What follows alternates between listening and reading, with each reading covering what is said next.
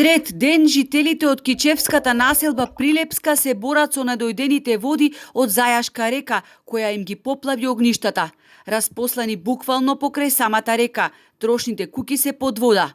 Уништена им е целата покукнина, а веќе трет ден се со истите алишта на себе.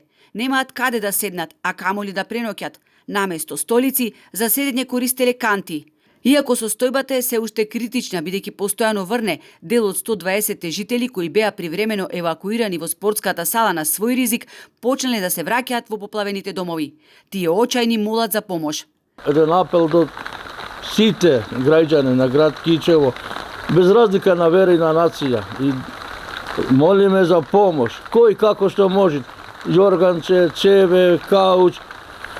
Овде состојба е моментално катастрофална е. Како ќе гледате сами на дворешне, ова ми е све од клуче извајано.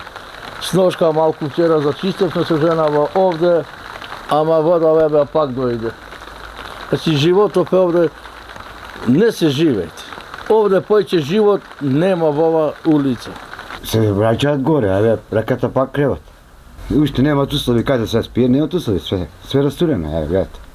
Све попаднато, фрижидери, машине, кагочи, све. Едни се вратени да чистени неви чада од джатите, едни не се вратени, тога ќе ме нема. Ене, сопругата ми е горе, и таа е тромбоза, болесна родовшија, сум повод човек, опериран сум од двете страни, од бубредега, ама немам никакви услови.